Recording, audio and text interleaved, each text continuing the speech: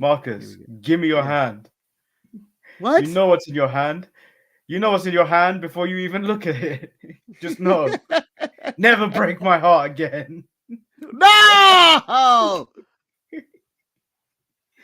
Ladies and gentlemen, Betty has took away my gas station dick pills.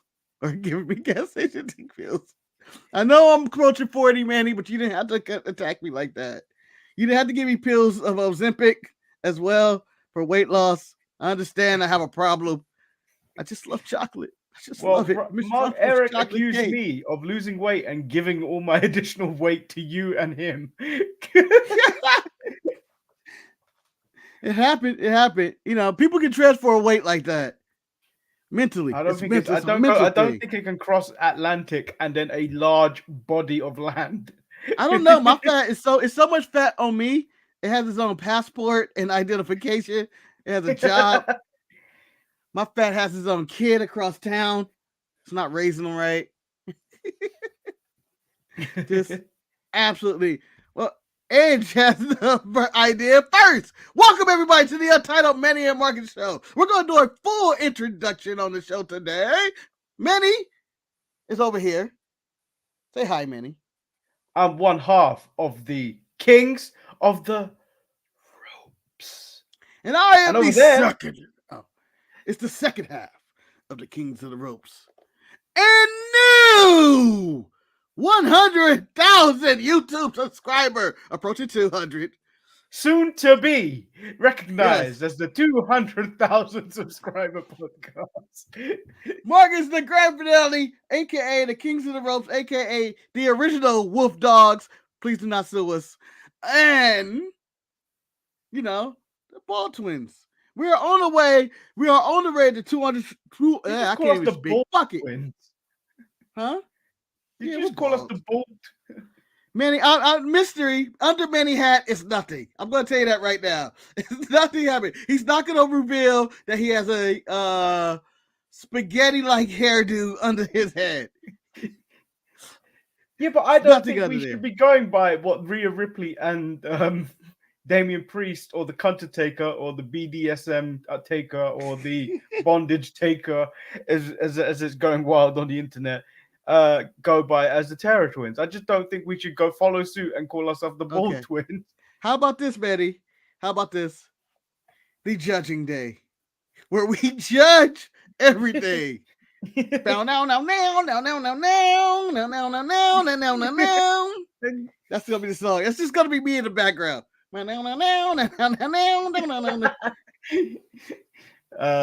Yeah. So, I mean, we've just come off almost 15 hours worth of additional content for everyone. Yeah, I'm a bit delirious. I'll be honest. I'm exhausted. Yeah, I'm so exhausted that I was singing Manny in our pre-show meeting. Instead of discussing what are we going to talk about, and like Cody would say, I'm over here singing Yankee Doodle. And if you don't know Yankee Doodle, here we go again. Yankee Doodle went to town, riding on a pony, stuck a feather in his hat, and caught that shit. Come on, Manny, hit it. Marcus is a jabroni. I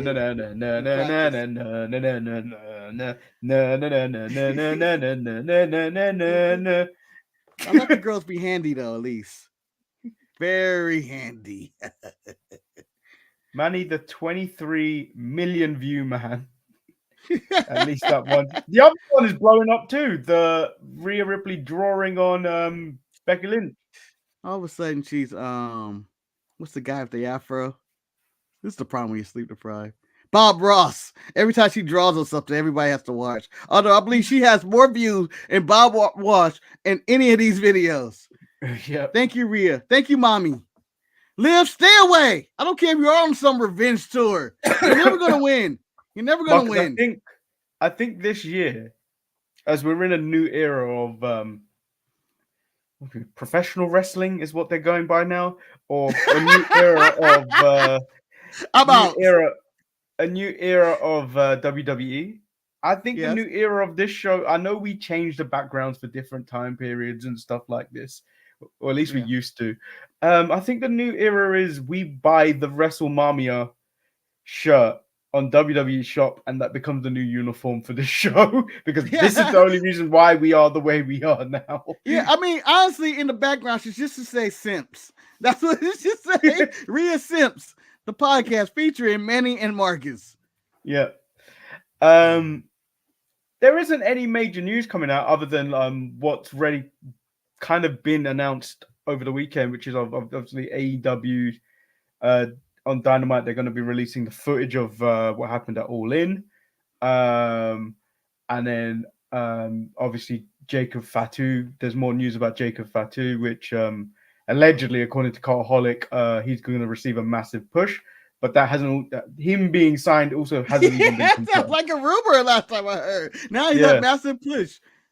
Hold on, Manny. You smell that? You smell that? I don't smell it. It's not what the Rocket's cooking. No. I smell desperation. It's coming this Wednesday at Dynamite. That's what they need to change the title to, due to let's show the CM Punk footage, because I don't think there's anything gained from it. I just don't. I was for showing the footage way back because I want to see it, because what happened, I want to see the brawl out footage, I want to see all this. But due to an interview that no one honestly gives a flying fuck about that watches AEW, they already picked their sides. We all picked our sides, and we're all on an agreement. I'm in agreement that the fight happened. It's Jungle Boy's fault, and it's not going to change my perspective. Whether it's too late anyway. Huh? It's too late to get this footage out now. Like, if they really wanted to prove a point, they should have released this when Punk got fired. When they fired Punk back in, I don't know, when was it, September? Sometime, yeah. August? They should have released it then if they really wanted to make a point. Now because no one really cares about what's being said, and they look bad anyway now because they're in retaliation so far long gone.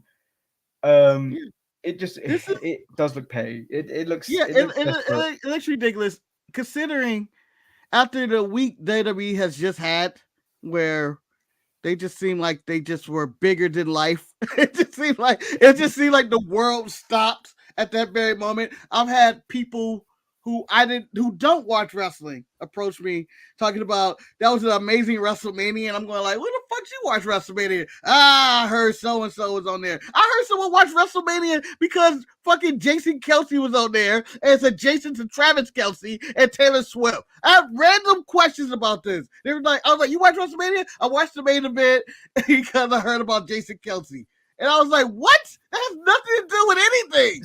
And they thought it was a hell of a show. And I'm going, what?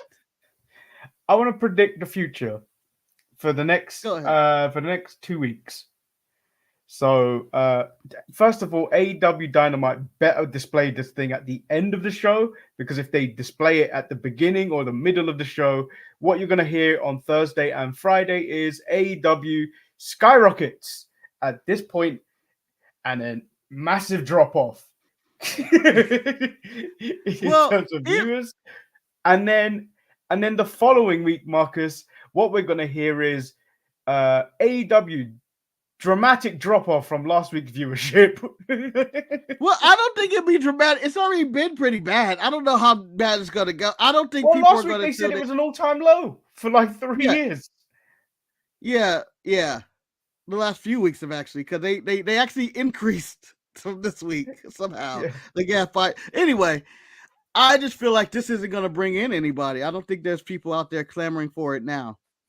Like, I think that it's over, and I think even the fans of AEW, I believe, will be like, this isn't what I tune in to AEW for. I tune in for great professional wrestling, if not just great professional wrestling matches. I tune in to see progression in storylines. I want to see my stars, such as MJF, who's not probably going to be there, but Will Ospreay, even Mercedes, I don't even know if they're clamoring to see her, but I'm just saying they're not there for this. No one's here for this backstage dirt sheet drama. They're there for pro wrestling, and I just think you're shooting at someone who is wearing an invincibility cloak right now, WWE, who has nothing but positive press going on right now. There's nothing that can take him down. Even redacted news could come out right now, and I think it's too much positive press on WWE. I think you just stay back. You stay back. Because this isn't going to do anything. And let's say this footage is great. And it's like, oh my God, CM Punk looked like trash. You know who's going to be on SmackDown this week? They'll say, CM Punk will be on SmackDown to respond to nothing. And then that would trigger more views because why the fuck not? After WrestleMania SmackDown, Cody's going to be on there. He finished his story. Bailey's going to be celebrated. And then we have Phil. It's just adding more views to WWE. And if I'm watching AEW, I just watch this clip online. I just click on YouTube. They're going to post it anyway. I don't need to watch that whole show. All right. Billy going to beat up Jay White again. I don't need to see this. Let's get into the show. I'm going to quickly summarize the beginning of Raw. It was 42 minutes long. Triple H plays Cody a video package that makes him cry. The Rock gives Cody his flowers, and then they weirdly swap belts for a moment, which was like weird. It was weird. It felt like jailhouse stuff. It felt like something that was really personal. I had no problem with the weirdness. I think it was meant to be weird. And it was like, I don't know if you ever dealt with bullies in your neighborhood, or if I want to make a movie analogy, it was the scene in Boys in the Hood when the guy was like, let me see your ball. I don't know if you've seen that movie, Manny. I have. Okay. So remember the scene with the gangster guy, the kids are going to have to go see the dead body, and the guy's like throwing the football around. He's like, let me see your ball. Let me see your ball. And then the Doughboy didn't want to give up the ball. Yeah. And then he hands him the ball, and the guy just takes the ball. And then the other guy goes, man, get the little kid his ball back. I felt like that's what they were going for, that vibe. He may not give it back. He may not give it back. Well, that's what I said when we were doing the live stream. I said, do you know what? This will be The Rock saying, oh, Cody, you forfeited the title to me. This is mine now. Fuck you. Yeah. You're not the champion anymore. Yeah, I felt like he was going to take it away. It's like, it was bloodline rules. If anybody interfered on your half that wasn't blood, that shared blood with the people's champion, you will be stripped of any title. I didn't want to take away from your moment then because it was a business move, Cody Rhodes. So now the title has been vacated and we will have a tournament. So The Rock warns Cody whether he is the champion or not, he is coming for him. The Rock gives Cody something. He tells him to hold out his hand. He puts it in his hand, like one of those weird when you try and slide like $5 to someone. Yeah. But it was awkward. They held hands. They held hands for a bit. And then tells him, don't you ever break my heart again. So I did ask this question on the community tab. What The Rock gave Cody Rhodes. Okay. So easy peasy Japanesey said a key to a treasure chest with every Rock movie inside. Ooh. That's a nightmare. Washington says Mr. Rocco that Mankind used to have. Matthew Smith said a mended heart. David Rinn said a Dusty's Hall of Fame ring. El Luchador stays keeping his identity true, a fat blunt. Levi said Manny's phone number, and Gonzalez Jason, which I think is the best answer, an NDA.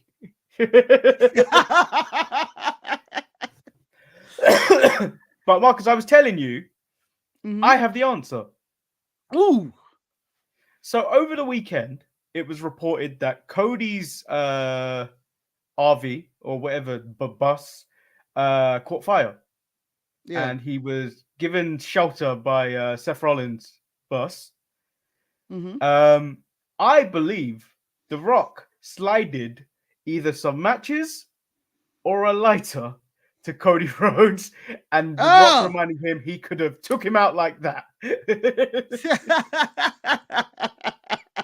So The Rock is about to commit murder now? Murder and arson. There goes Jungle Cruise 2. That is what the answer is. You know what? That's not a bad answer. But Manny, I might have the better answer. What's the answer? The answer is a broken condom that he used. And now Cody is the father of Ava for all these years ago. And yes, maybe the math don't add up, but he is giving her Ava. And now that is his problem, as she was there on SmackDown, still not anywhere near her father. Well, you could have just went, oh, do you know when you signed that contract? Ava was included if you won. But, you know, of all the things in there, it could be the keys to Vince McMahon's secret box that Shane has, or briefcase. I forgot what it was. A briefcase. It was a box. It was a lock box. It was a lock box. Yeah, I'm right. I remember being a box. It could be that. It could be a clock in which it shows the end. Your time is coming, and the time is now. It could be the Brock Lesnar's phone number, who's like, oh, well, shit, he's in his pocket too. Or it could be the AEW Dynamite diamond ring that MJF has clobbered him in the head with and said MJF is on the way. But it's a bunch of speculation. And I like the mystery and the threat of The Rock will return, because he is the ultimate villain right now. And he played it really well. I'm going to give him credit. He played it really well. I know you weren't a fan of how long the segment was, but I enjoyed how muted he was this week in his tone and how threatening it all sounds. We got a question from Jordan Kirby. Who should be the first NXT North American champion? Well, Jordan, there's a thing about this show. We seem to favor certain people on this show, and we all know who it's going to be. It's only going to be that. It's going to be that Marcus's Nubian princess. Woo! Soul Roker. That's a good choice. But I would slide a different way in that one. I'm giving it to my girl, Mrs. Hip Shaker herself, Miss Lola Vice. Will be my North American but I think they might give it to Blair Davenport. I feel Blair's on her way up. I think she's done with that shit. I don't think so. She hasn't really done anything there other than exactly. There's nothing for her really to do. Like, there's nothing for her to do on the main roster. I don't need to see her win the title. There's nothing for her to do on the main roster yet. She can be blah. That's all she can do. She can be blah. They haven't really given her anything to do in NXT. So I think a run with the NXT North American title may be good for her to really hone her heelish tactics. Yeah, but I want a North American to have that title first, Manny. No. I'm just saying, you don't come up with the United States title and then give it to the Japanese wrestler. I just feel like it's different. It's just weird. I forgive. Oh no, Kenny M. Omega was the first United States champion, right? He was Canadian. Yeah, I finally forgiven Bron Breakker for taking the retiring the most beautiful championship in professional wrestling, the NXT UK championship, from taking it from Ilya Dragunov. But that title had been held by Ilya Dragunov, Gunther, and Pete Dunne. And excuse me, Tyler Bate had that title first. And Tyler Bate. So you were going to leave the inaugural champion off the list. It was held by two Englishmen and then lengthy reigns by Europeans. Yeah, that's true as well. Let's continue with Raw. Yeah, so my favorite part. I'll tell you my favorite part about Raw just real quick. The little TV, because they had no Tron. For Cody, the substitute. We're rolling out the video for the next hour. And then Ilya Dragunov was a surprise as he took on Shinsuke Nakamura. And it was a decent match. And we learned that Dragunov will be eligible for the upcoming draft. Yeah, I feel like the match was everything you wanted, except for it was 5 minutes or whatever it was. It was as physical as you thought it would be. Like, they just went after each other right off the jump. And I liked that the fact that it was so physical and it didn't last long. It shows that these guys hit hard. And it was a nice little demo of the abilities of Dragunov for the people who don't watch NXT. Well, Shinsuke came out the way I play WWE 2K24. You better come prepared because I'm coming running at you with a kick or a clothesline or a running attack. You know, Shinsuke woke up this Monday morning talking about, it's a new year, new me. Because WrestleMania starts the rest of the year for WWE. It's a new year, new me. Whoever's coming up that curtain, I am kicking they ass. They get the old Shinsuke Nakamura. I'm fucking motivated today. And he brought it and lost. That man is probably sitting at home drinking alone, talking about this is bullshit. I brought it all. Should I retire? I brought my A game. What the fuck? Part of me wants him to form a friendship with Drew McIntyre, and those two could be the most hateful people in the world. Let's reunite. Let's put the United Nations back together, but this time Scotland, Japan, and add a bunch of Del Rio for shits and giggles. Then the Judgment Day. They basically tell us a new era for Judgment Day. Undertaker says all rise for the Judgment Day before R-Truth lifts the belt with him and Rhea. This led to them setting up a 6-man tag match. The Awesome Truth versus the Judgment Day, because it became a 3-on-2 handicap match because Truth said that the other tag partner is a man you can't see. Later on, after various commercial breaks, John Cena comes running out to help them win the match. I enjoyed the tease of John Cena, and I understood what they were doing, but logically, none of that made sense. Why would he stay in the back? Why would you stay in the back and let me get my ass kicked? What if we lost? What were you, signing autographs, kissing babies? Come on, man, in this. But I understood why John Cena wasn't active in the match. He could easily just come out, do his basic stuff, win the match. Everybody would have been happy just because Cena was in the building and no one actually lose. I was okay with this segment. I enjoyed it. Main takeaway is we need new tag belts right away. Yeah, I don't care what you do. In the Levesque era, you give me new tag belts or this whole thing is a waste and AEW for life. Indy Hartwell took on Roxanne Perez. Candice tries to help Indy win, but when Indy didn't like it and then loses the match, Candice kind of looked at her like, I told you so. I told you so. You should have cheated. You should use the brass knuckles. You should have threw salt in her eye. Manny, what's your go-to cheat move again? Salt in the eyes, brass knuckles. Yeah, always good. Always good. Powder. I'm a fan of putting ether in people's face, making them pass out, and the announcers going, "What is that awful smell?" Yeah, but that's more. That normally happens at the end of the match when you've been DQ'd already.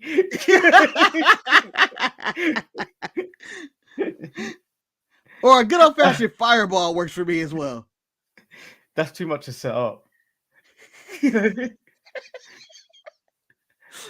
So Natty Roxanne runs into Natty in the backstage, and they have a little tete-a-tete. You talking about the way I describe it? Natty's titty poked my eye out, and she said, "I'll see you tomorrow night." That's what happened to me, and I went, "God damn it, Natty! Put those things away. Put those things away." And I don't know if it was at this point where we immediately panned to Liv Morgan destroying Rhea Ripley with a sneak attack. Yeah, Rhea was just back there chilling, looked like she was on her way to the bathroom or something. And Liv was like, "Ah, what the fuck? What the fuck? What the fuck?" I don't even remember what Rhea could have done to her. What's the revenge on Rhea? Dominic said to the cameraman, "Get out of here." And then the camera kind of just carried on moving towards outside the door into the arena where Sami Zayn makes his entrance. Yeah. What do you mean? What kind of, TMZ would never do that. TMZ or any news report would never do that. Who cares if Sammy's walking to the ring where he's dapping it up with he had a nice little moment to dap up with Jay on the way to the ring. But what did you make of the two kind of call-ups, Dragonov and Perez, the NXT champions? I think Dragonov is a fine call-up. I don't know if Roxanne Perez is ready to be called up. I don't think she is. The mic work is trash. Thing is, she really needs to work. Even it wasn't even the mic work. Even the backstage kind of thing with running with Natty, you kind of went. Yeah. She needs more work, just in terms of working out the kinks, because like realistically they could bring her up to the main roster and have her just be original Bayley. They could do that, but I think we've seen it before. We don't need it, so I think Roxanne needs to stay in NXT for maybe another 6 6 months to a full year to really hone her craft on the microphone and be more convincing.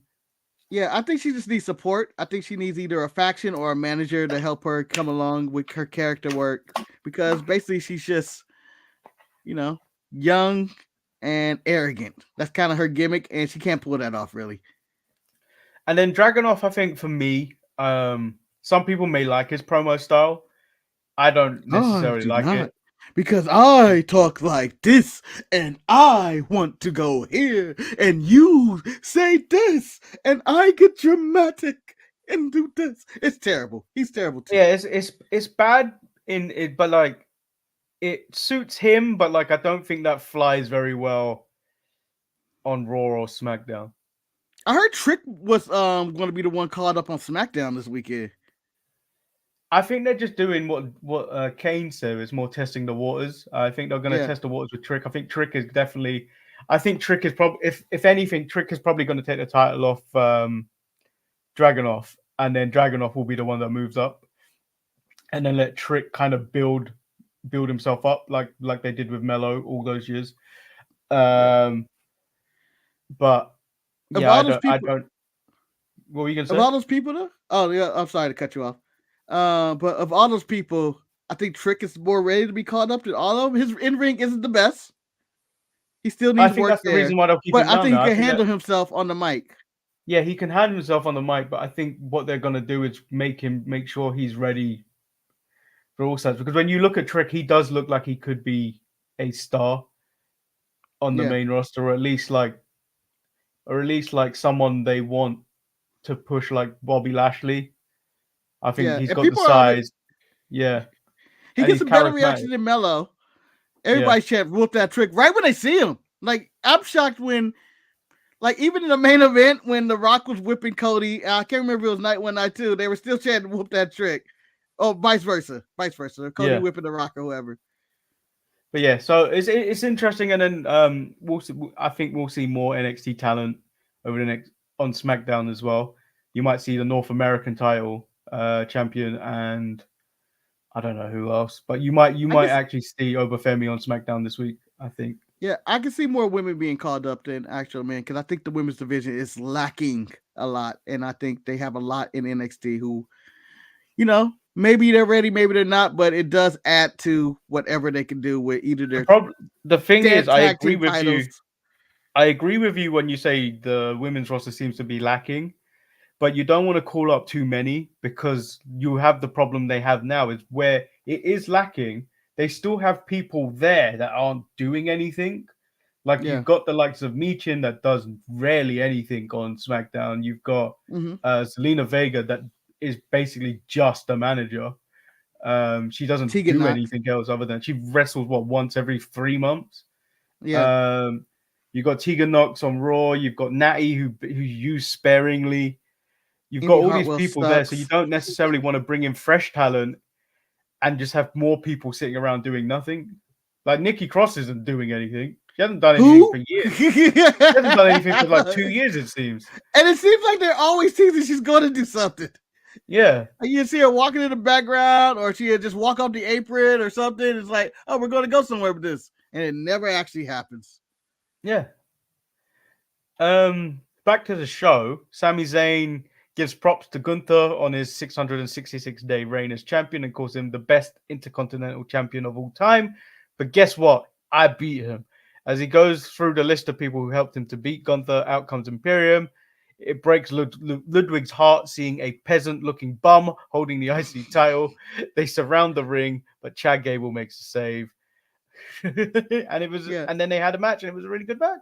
It was a really good match, decent match. I'm gonna just gloss over it. I'm not saying it's a not you don't have to spend time talking about moves. They beat Imperium. In the back, Sammy and Chad come around and say, "Oh, we're even." Chad gets to look up, "You motherfucker, I'm gonna kill you." And then Sammy's like, "Just kidding, my dog. You get an Intercontinental title match next week, which probably will be the main event of Raw next week." And I think, Manny, I'm gonna say this right now prematurely, banger. Chad's gonna lose and turn heel though. Yeah, but you know what? I think it's gonna be that TV match of the year for WWE. I know AEW's probably got like 1 million of them already. But like, for WWE, I think this might be the television match of the year. Quite like when Chad went off against Gunther, I said no one will give this the credit it was due at the end of the year last year, because there were so many better pay-per-view matches out there. So that's why I tried to give it a separate category. I think this is going to be the best Raw/SmackDown match of 2024. Yeah, I have no reason to dispute that. I think it's going to be really good, and I can't wait to see Chad Gable turn heel. And I hope he bring his daughter to the show. Oh no, it's in Canada, in Quebec. I don't think he's bringing her there, but and she cries Montreal, again. Isn't it? Yeah. Oh, we could put Sammy's son and his daughter sit next to each other, and who can cry better.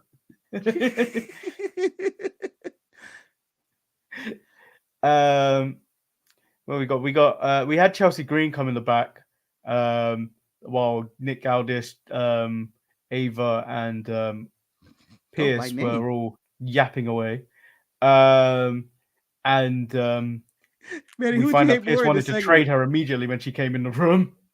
Yeah, before we got into Chelsea, who would you want to get rid of the most in that room? Before Chelsea got there, Chelsea stays. But listen, because you had your boy Nick, you had Ava, and you had Adam Pearce. I think Adam Pearce is your most liked of all of them.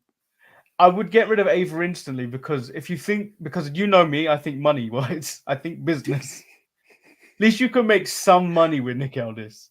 I don't think you can make any money with Ava. I've never heard. That's the most positive thing you've ever said about Nick Aldis. Think of it. But I was sure Nick was gone. No, but if you think about it, who could make the most money out of all three of them? Yeah. You ain't gonna get anything from Ava other than, that's The Rock's daughter. If you addressed her as The Rock's daughter, she'd make money. But she's being addressed as Ava Rain. Yeah. Okay. Draft is in a few weeks. 3 weeks from now? Yeah, end of April. 29th? April 29th so or something like that? 26th? I think it starts on the SmackDown and it ends on Raw. Yeah. But moving on. Green goes out there and she gets her match and a storm hits her. Yeah. Pump kick and Jaded for the win instantly. Yeah. Apparently this was supposed to be given more time, but obviously The Rock and Cody and Triple H went 42 minutes. What more time? Hold on. Of all the things where I'm saying they get more time, this was going to get more time. I would understand for Dragonov and Shinsuke, or even Roxanne and Indy. Even that I thought would get more time. But I doubt Jade was supposed to get more than 2 minutes out there. And Chelsea Green. Like, Chelsea's considered a joke and a comedy act. And Jade is considered, Manny, I'm going to pick the color correctly, green. At best. Because even in the opening of this match, she missed her bicycle kick completely. And I did enjoy Chelsea getting carried around and screaming, no! And then we get Drew McIntyre. Drew said last night was BS. He was champion for 5 minutes and 46 seconds. That's how long his moment lasted. He tells Seth he might not like him all the time, but he respects him, and they shared a moment only warriors know about. And thanks him for that. But Bondage Undertaker Damien Priest screwed it all up. He said, "I'll whip your ass, but you'd probably enjoy that. The Money in the Bank briefcase is a joke, and it cost him the world title twice. It cheapens everything, Seth, and he did. Priest stole that from him, and he's coming for him. He is nothing but a transitional champion." Then goes on to blame that prick CM Punk and claims it's on site next time he sees him.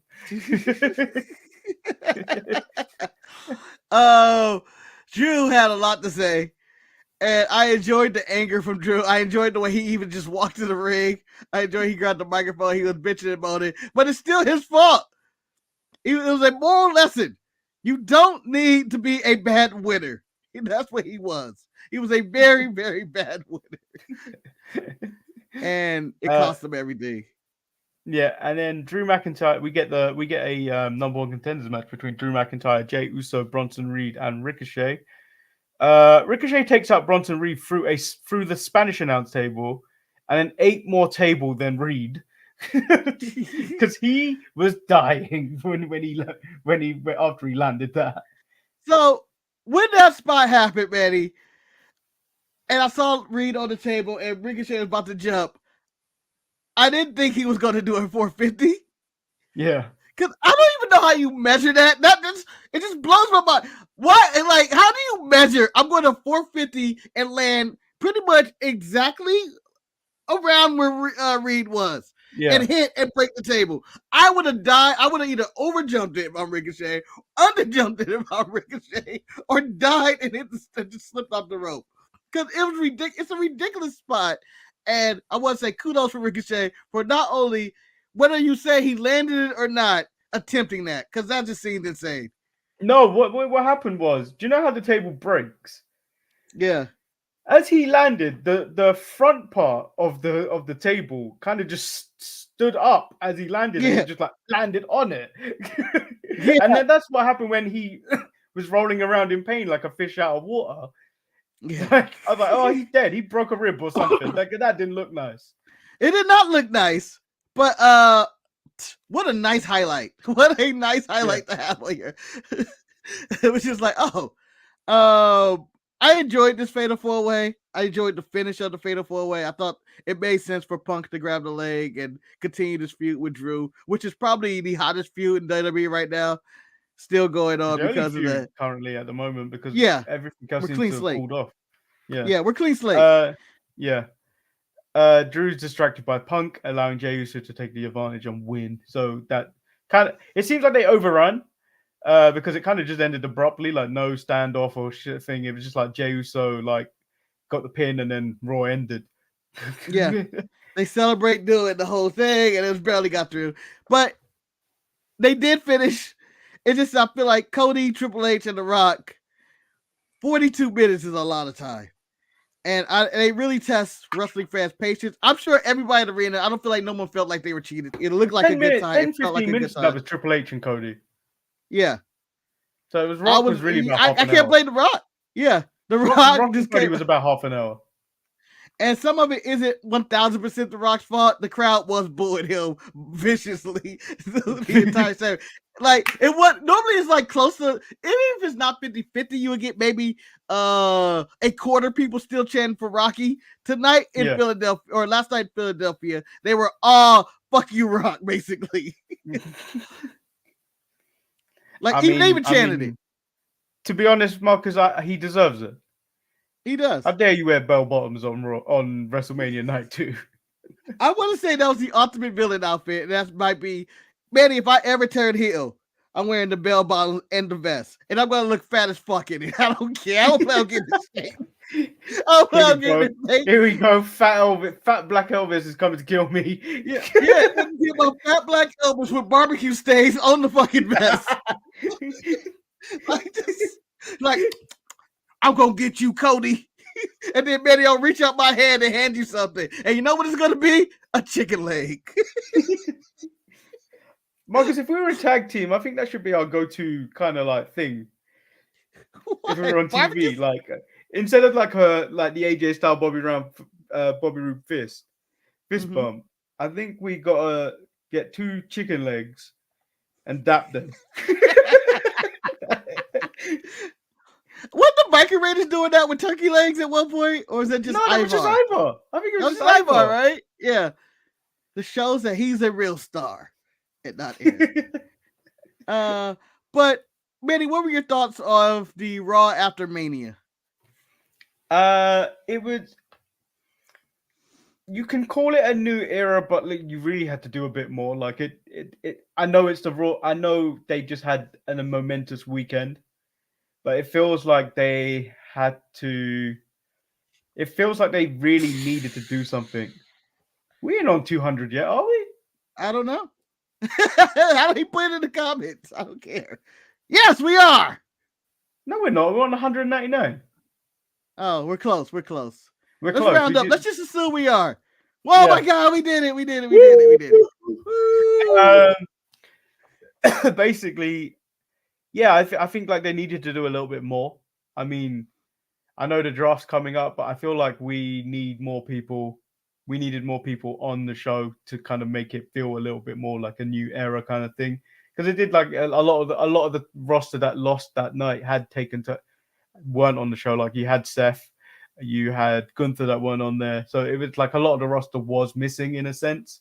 So like if you want to do new era and all this stuff, I feel like you really needed to bring it. Not saying that this was a really bad episode of Raw. It was a good episode of Raw, but like you normally expect more from one after Raw after WrestleMania. Apparently Seth is going to be out sometime, which makes sense. I mean, he has contract coming up, injuries as well, so like sort that out. Yeah. So I'm okay with that. I was okay with this Raw after Mania. I thought it was better than previous, like the last 2 Raw after Manias. I don't know what else they could have did. I mean, this was just basically an epilogue of the story. Yeah, I wasn't expecting much. I was more expecting like what NXT talents are going to come through and stuff like that. But like with the draft, and then you establishing like different things. But like, yeah, it's difficult. It's difficult when half the roster's up. I mean, it was a star-studded affair. I mean, every major star in their company was actually on the show this week. But I mean, the major ones, you had your Cody's, Punk, Cena, Rock. I mean, they had an all-star cast, and I could tell that everybody was a bit exhausted from the weekend. Everybody had big matches, and it was a big show feel. And, I thought that, the few NXT call-ups they did pull out with Roxanne and Dragonov were fine. And, even the use of Jade was fine as well. I just think that they didn't want to overdo it because you still have SmackDown coming up this week. They do have their draft coming up. And it was a nice, like, palate cleanser, I feel like, because it was the end of everything. And it's time to, reset everything. It did feel like the new era felt, you do hit, like, a little bit with the camera angles, the use of the term pro wrestling, which is now being thrown around freely. Yeah, like just that's how Vince is gone completely.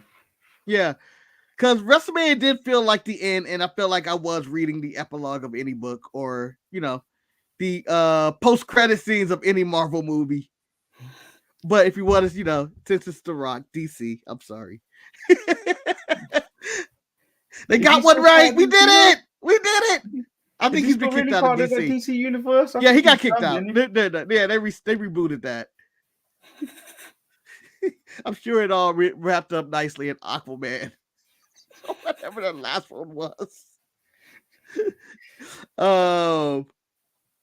But I was fine with it. It's that special. I can't wait for the coming weeks more than I was this week to see what we're going to get next with some of the wrestlers and just basically reset. Jey Uso being #1 contender. I have no doubt in my mind he's not winning against Priest. Yeah, but I kind of like that Priest has already been donned a transitional champion. Yeah. I mean, you have to feel some type of way if you're Priest, as Cody got full video package and celebration, and all you got was your boys cheering you on for about half a segment, who Ria was the biggest star in and all that stuff, and R-Truth was the second biggest star of that segment, and then you get John Cena, who's the third biggest star. Like, how do you feel? He just kept getting marginalized and smaller and smaller and smaller as it went on. And I look forward to, if they are going to take Priest serious, that would be his character and ego, is that I am champion too, damn it. Like a middle child who isn't getting respect. I want him to stop saying, everybody care about Marsha, as Cody. It should be me, damn it. So that's the thing. Cody's on every show barring the next SmackDown for the rest of the month, because the European tour is starting. So Cody won't be on the next week's SmackDown because the European tour is starting. So he's going to be there while like the rest of SmackDown crew is still going to be around. Now here's my question, Manny. I'll give you 2 options or 3. I don't know how many I'm going to say right now. Option 1, draft comes up, Cody gets drafted to Raw, Priest goes to SmackDown. 2, in Saudi Arabia, I think that's their next show, they just merge the titles and get rid of one, because the world title means nothing. They make the Intercontinental title the main title on either Raw or SmackDown, because I feel like that has more value to it anyway. I don't think that's going to happen. Yeah, I know. I don't think that's going to happen. The Rock needs to get rid of Seth's belt. Well, then in that case, then what end up going to happen is if Priest ends up going to SmackDown, I think the Judgment Day get drafted to SmackDown. Bayley goes over to Raw, and then you have the WWE Universal Champ, undisputed Universal Champion. They really need to just call that the WWE title again. You just having a hard time. The undisputed WWE Universal Champion. Yeah, they just need to call it WWE Champion again, and then bring over the Bayley's title, which is also the women's WWE title, and bring that over to Raw and have that on Netflix. Would you just have the Judgment Day break up that way in the draft? It felt like we were leading to that, but I don't know what the plan is for that. Unless separate in the draft. Unless you put the Judgment Day on SmackDown, and then Dom is now floating in between the Mexican allegiance, the Latino war, and then the Judgment Day business. And then that leads to him and Rhea breaking up, and then whatever happens to the Judgment Day. Yeah, I was hoping that the next feud for Priest would be actually Balor. And then Balor actually beats him. I would actually have Balor beat him for that title. Because I think the Judgment Day breaking up should be the storyline. Would you have Dom or Balor beat him? Who would you have? I think Dom gets the most heat. Dom gets the most heat, but I don't think if you put the world title on him, he'd have even more heat. And I'm not against that. Like, I feel like Dom has done a lot in the last 2 years. Dom has done a lot where you can't discredit him for what he brings to the table for WWE. Yep. So a lot of things on the horizon. We will find out what will be next. Probably SmackDown. I think it's going to be an interesting show to see where we're at, because I think that will be the first show of the palate cleanse, basically, of the post WrestleMania. Like, this was all Raw after Mania. Everybody's happy. SmackDown and wherever town they're in should be the one where we start getting new storylines and stuff. But it could also just be a celebration of Bayley and Cody again. Yeah, I think that's what's going to happen. But like, I feel like they really need to really amp up what the celebration for Bayley, and then address her next opponent, because they didn't do Bianca that with got Rhea. to confront her. Well, actually, Bianca got to confront her. Yeah, they did. They got Liv with Rhea, but Bianca has to confront, I think, Bayley. We saved your ass. For you. We did this for you. We got them out of your way, kind of stuff. Or her and Jade can win the tag team titles, or Naomi. Well, I kind of want to keep those two together. Yeah, I would put Jade with Naomi, and then have Bianca be the single star out of that trio. Yeah, if they even keep them together. I liked them together at the press conference. I was like, they kind of gel together. It reminded me of comparing black people to black people. Then female version of the New Day. It did, but I also felt like Jade didn't have that. I know it takes time, but it kind of felt like Jade was a little bit to the side, because obviously Bianca and Naomi know each other a lot more. Yeah. And they brought it up. He was like, yeah, we still clicking. We still trying to figure it out. But I don't know how they're going to use Jade. I would use Jade personally as a heel. I think she is a specimen and a force, but I think a heel Jade is best for business. I don't know. Like rival, do you know when you talk about representation, where you look at Bianca and what she does for little black girls, of like, I could grow up to be her, or I could be her, or when you just someone watching that show is like, oh wow, there's someone that looks like me. Yeah, she's you John have Cena. A face Jade. You have a face Jade too. Oh, they'd be unstoppable. Yeah, I would go for a Mega Power storyline. Yeah, they'd be unstoppable in terms of representation. They would really be unstoppable in terms of representation, because when you look at Jade, you go, oh wow, because like Bianca is who Bianca is. When you look at her, she's like, oh, she's strong, but Jade looks strong. Jade looks like a monster. The quote is either McAfee or Wade Barrett. She is the perfect human being. Yeah, that's what it is. Like, just physical, the look, and it's like, oh, that's just what. Like, immediately when you saw her first appearance in AEW, we all went, "What the fuck is that?" Yeah, like it's just that, and like, just Like there's a bright fucking sun. Like the eclipse. If you stare at the eclipse of the bare sun with your eyes, you may go blind. Same thing may happen if you look at Jade. Speaking of the eclipse, I sent you an image, but I'll just read it out. The eclipse lasted longer than Aaron Rodgers' playing career for the Jets.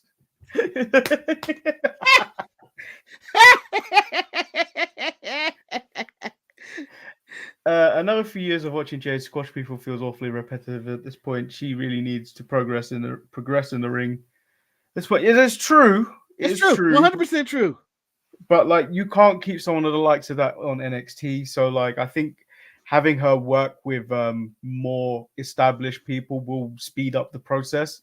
I think what they were doing in AEW, were having her more in singles matches and just squashing people, wasn't helpful to her, to be honest, because she wasn't really working with talented people pushing her to be better, because you're only good as your opponent, really. And there wasn't that much talent, good talent, that she was allowed to work with in AEW. Like she was kept away from your Tony Storms, your Britt Bakers, all the main talent that were around the AEW Women's Championship. They never really crossed over into what Jade was doing with the TBS title. So like, I feel like while AEW presented her as a star, they didn't help her like grow and be better as a wrestler. And I don't want to take away all the talent from AEW in their women's division, but as we have said numerous times, it was and has been, during the Jade time especially, lacking. There wasn't anybody for her to really work with. I think she's going to benefit for working with your Biancas, your Baileys, your Charlottes. If Becky goes over there, who works with everybody, I think she's going to benefit for working with some of these the veteran horsewomen who are on that show, or even like an Asuka or something like that. She's been on video. Do you know how Natty holds these weird training sessions in like a Benny, what? I don't call them weird. I call them training sessions. I don't think they're training weird. Sessions. Weird would be if she was in her bikini and doing it and just being like, it's Natty. It's Natty, so you could see that. But she has been there trying to get better. I think Liv spends quite a lot of time there training with Natty only to get better. I think what you see with the women is in WWE recently is less ego and more willing to work together to get a better product. Whereas like before with the men's and stuff like that, you see a lot of ego and people not willing to really help each other. Yeah. Let me go to Levi's statement. Ty Black is very talented. Ridiculous statement. Ty could be talented.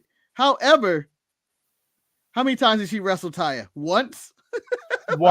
And like the program was over. The program was over. That was the problem. It was like Jade beat someone and then they moved on to the next one and they weren't allowed to, and then she wasn't those matches never really lasted that long.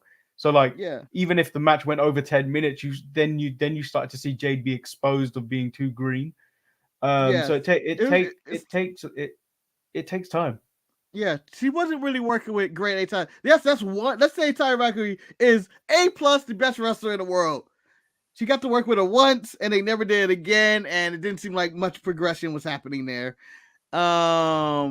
She didn't get to work with Thunder Rosa or Tony Storm or anything like that. Some of the good ones, I don't think she had a match with Britt Baker, right?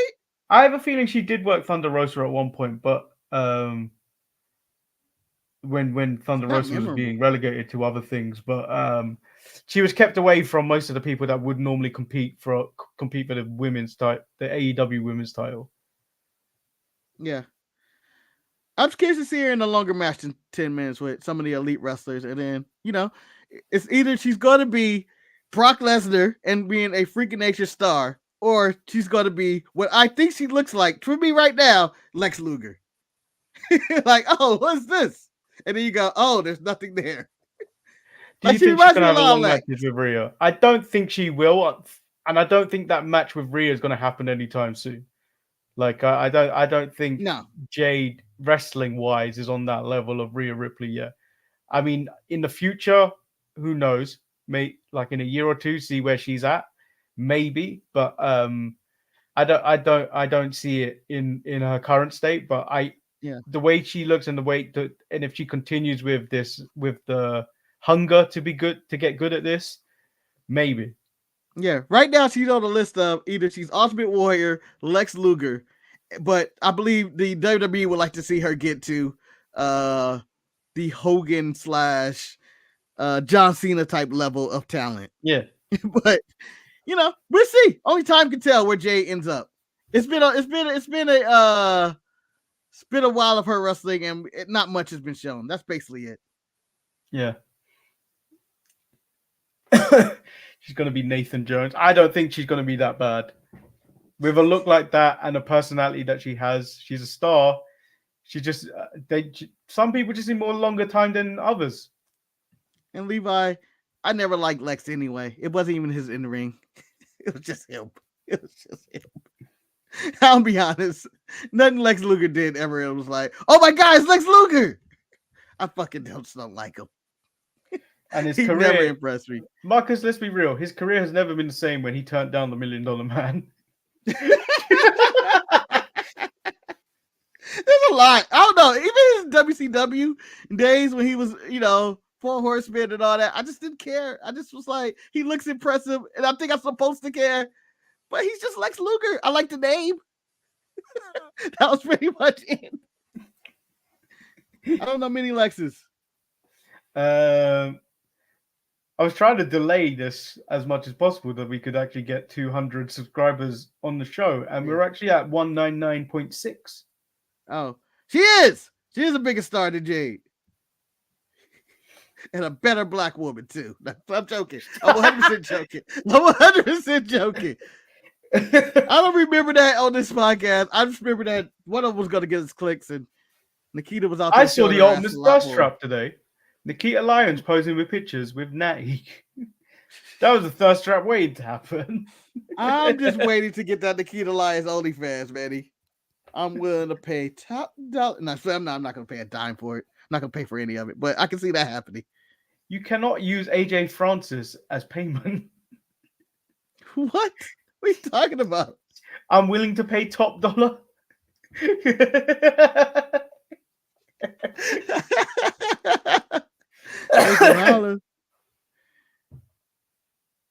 Manny might be a bit biased.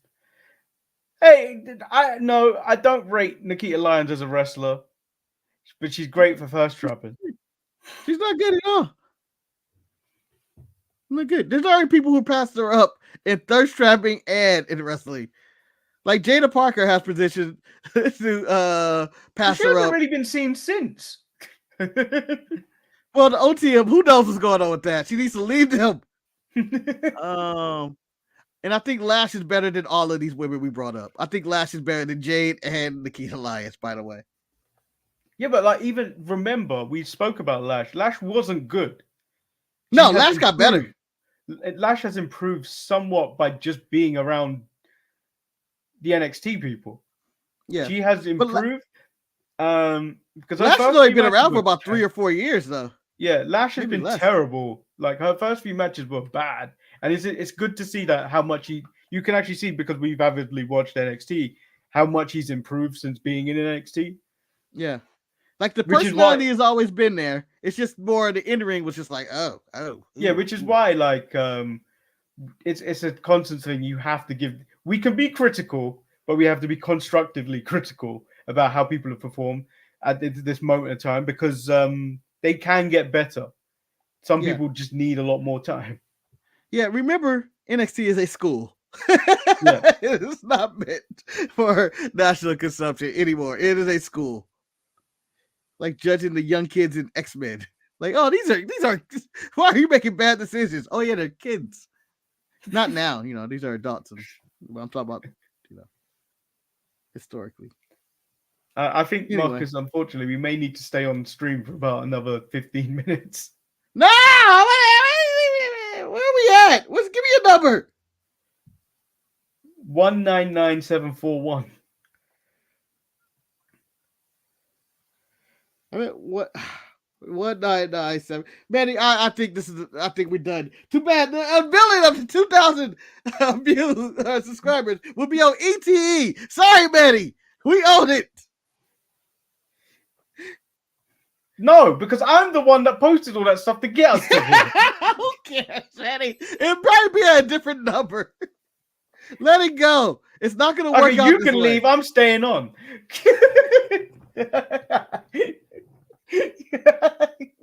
Can we go linger with this? This is going to take forever. We have nothing else to talk about. There's nothing else to talk about. Man, if we stay one more minute longer, we're officially in ETE territory. I'm just saying. What, you and Jamal talking about nonsense? About wrestlers no one's ever heard of? Or talking about the past? You got it right. Where it takes 6 months for those videos to look interesting. 6 months is a stretch. 3 months. Yeah, I was like, wait a minute, man. Come on. We got some really big videos. You know, time. We're like fine wine. We age very well. You may just see a random bottle of wine on your wall one day. On that wall, I'd be like, that looks interesting. But I'm going to go ahead and get the Camus right here, which I know the brand. But however, you're going to see this, and in 10 years from now, you're going to be like, oh, those were nuggets. They were on it. They were on Jacob Fatu before anybody was on Jacob Fatu. Levi's got questions. Put questions in chat while we wait. Thoughts on J.Cole versus Kendrick? I don't care. Of course. I thought J.Cole made the feud less interesting by pulling back and saying it's the lamest thing he ever did. So what's been going on, Manny, in our update right there, some hip-hop beef between the two best rappers in the world, J.Cole and Kendrick Lamar.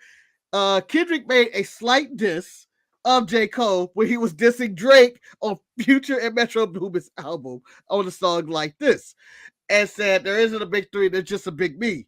And of course, whatever. J. Cole responds with a full album that's called Might Delete Later, and then on the final track of that album, it's a 7-minute drill, which he's dissing Kendrick and his entire discography, basically, except for Damn and the first one he said are classic. Then on a show at a concert, I don't know exactly where, Kendrick Lamar, J. Cole goes, I want to apologize to my brother Kendrick. We shouldn't be battling like this and like that. I don't even know. I feel like it's the lamest thing I've ever put out, and I'm actually going to delete the track off of the secret set. Might delete this album. And I feel personally, it's the lamest thing you can do. Fuck all that piece. Give me a story. You both play it up, and you finish the story. You let Kendrick respond, and then you guys do a versus concert or a main event concert. You make big money off of it. You go back and forth, and you just go with it. And I would 100% support it, and I think it would unite both communities to attack Drake some more. I think at the end of the concert, they all diss Drake in peace, and it all works out because Drake has been lame for years. I've been done with Drake. Levi says, who's the most impressive young women's wrestler? My pick is Willow Nightingale. She's improved so much over the past year. Someone that's going under the radar because they're on ROH is Billy Starks. I think she's improved quite a lot working with Athena. Yeah. I believe that Willow Nightingale should be up there, and I've been saying this for years. She should be in the top contention at all times. I think she's really talented. She could improve on the mic, but she just doesn't have much to work with. She doesn't have much to work with storyline wise. No, I don't think she's like the Mercedes thing doesn't really make sense. Yeah. So I think Willow's good. I like Masha Slamovich. I think she's really good. And who else is out there? What happened to the other one? The really small, what was she, Russian? Masha Slamovich? No. Layla Hirsch. Layla Hirsch. She's in Ring of Honor. I don't know what she's actually doing there because I don't watch Ring of Honor. But shout out, stay tuned. I'm curious what Julia does, either in NXT or the main roster. I don't know what they're planning on doing with her. Because I don't think she's coming. I think she's signed, but I still think she's going to do some dates with whatever Rossi's doing with his new promotion. Nah, I think that's done. He was there at NXT. I think that she's just going to be NXT for. She's going there. So his project might be, I'm working at NXT, helping Sean book women. There was rumors. There was a rumor going out that Nick Khan is looking to start doing more working with other promotions, kind of thing. Yeah, so, I find that really interesting as well. Yeah. Me and Eric had a side conversation. I think it may have been on the phone. I don't think it was anywhere on the show, where we were talking about, you know how you get back at Tony Khan without getting back at Tony Khan in the pettiest fashion? You fuck his door up and you start working with other people. Like how WWE decided, I'm going to throw Shayna on GCW and stuff. And, what they lock up? Oh, exclusive. We're going to work with GCW. We're going to work with TNA, which also worked with AAA. You can have CMLL, but they work with this. And then at the end of the day, maybe I'll strike a deal with either New Japan. I know AEW has that locked, or they can work with All Japan or Noah as well. So, I mean, they've sent Charlie Dempsey out in random places here in the world. Yeah, he's done 2 Forbidden Door kind of things recently. Yeah, so I can see it happening. Do they need to do it? No, but I believe in their petty war against AEW, if they want to say we can work with other people too, they would do it. And I think it's different because WWE people, when they are loaned out, will never lose. But it's just extending the because everyone knows about WWE, but it's just extending the olive branches. Like, we can help you get bigger and get some notoriety and stuff like that. I think that's what comes with working with WWE. Yeah, even though the WWE person's going to win. But they don't have to do it. I don't feel like WWE has to do it. I don't feel like it's a necessity. And I don't think it actually works. I don't think working with other promotions actually works for the main product. Oh, like Marcus, we're here. WWE. We're here. I love it's like working like a countdown. How are the subscribers like this? How are we subscribing in seconds? The hell? This can't be real. I don't feel like he benefits. Yeah. Oh. Like this. Oh damn! That was just fun. Oh my god! Oh. Hey! Woo! All right, now let's end the show. I'm tired, man. My mouth can only go some more. I've been Lord Manny Hayes. Already had 10. Marcus, the grand finale. Now the 2,000 subscribed men. Shout out to Eric, Jamal, Ron, everybody that's helped us on the way. Levi, El Luchador, Kane, all the day ones for being here. Levi. I'm thanking everybody who's been here on the way from the ground up. 200. Remember, our first 100 was harder to get to the next 200. At this rate, as I'm looking at this chart, we'll be at 1 million subscribers by noon. No, this is the funniest graph. So, on April 11th to 2023, we were on 744. Then you saw sudden rise till we get to here. We get to here, and then it suddenly just spikes up. Yeah. As I was playing at work, they were like, someone was like, oh, you got to 100 subscribers. Congratulations or whatever. What happened? Why all of a sudden the big boom? And I was like, oh, there was one video of Ria Ripley showing her ass, basically doing a stink face. And they just started laughing. I was like, oh, I seen that video. That was you? And I was like, no, it wasn't even us. Manny didn't record that. I didn't record that. No one recorded that. We stole the footage, and somehow we're the ones that skyrocketed the benefit. This is called America. I would like to call this game of Dallas. This is Kevin Durant joining the Warriors. I'm getting my ring. So thanks everyone. Make sure you like the video and subscribe like everyone else over there. It just keeps going up. Yeah, I feel like this should be a short, man. You should release this as a short randomly. And Jacob Fondue should end up on SmackDown with all the other Samoans. Unless he comes out and check Jey Uso next week or whenever that title match is. That would be interesting. Yeah, it would be interesting. Or if he's Solo's tag partner and they go after the tag team titles. Could work. There's a lot of things that could work. I'm sure it's going to involve Heyman in the bloodline. Roman was back in the lab, as he pointed out in the gym. And I don't know where his career stands, but I would like to also honor our tribal chief, Roman Reigns, for maybe one of the best title reigns of all time. Probably the best title reign in my lifetime. Yeah, I agree. Yes, he didn't have that many defenses, but the stories were there. The stories were there. Yeah, but it felt like world heavyweight boxing, where you don't get matches all the time with his defenses. Yeah. And it felt like that. It felt like an impressive boxing run. Yeah. And he brought it felt that like a Mike wrestling. Tyson or like a Mike Tyson or a John Jones in UFC or something like that. Yeah, and they don't. And sometimes you don't. Sometimes you do have to win ugly in boxing. Sometimes as well. That's kind of like what Roman's matches were. But he cheated in all of them, man.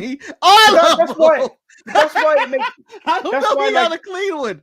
Thing is, that's why I think you have to do Roman Cody 3 at some point, and just have it clean.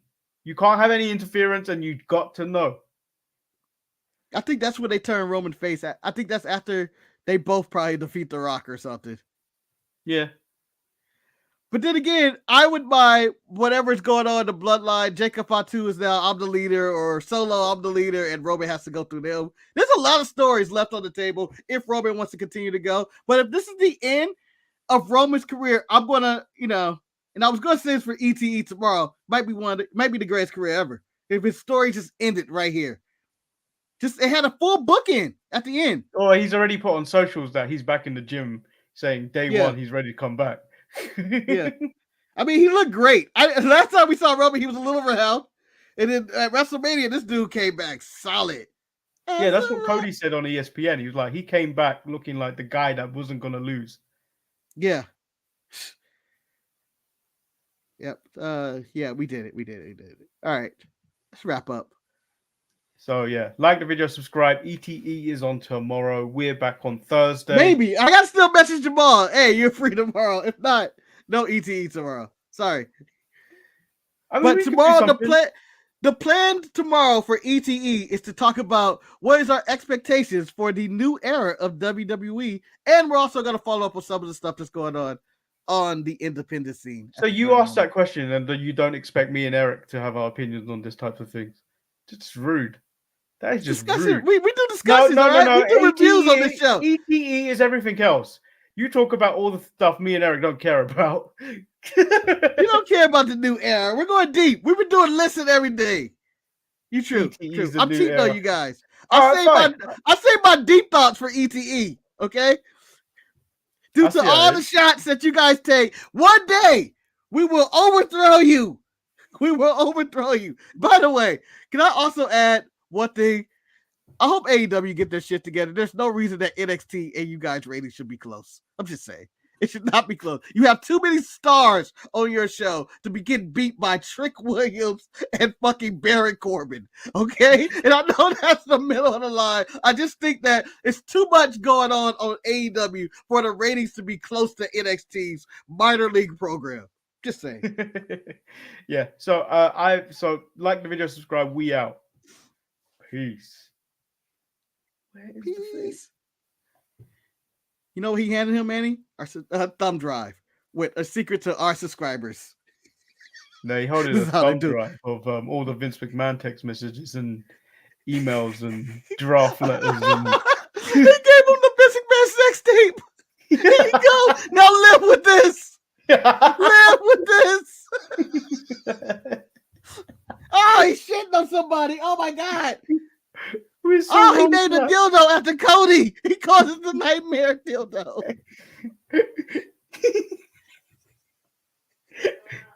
Peace out. Bye. Bye.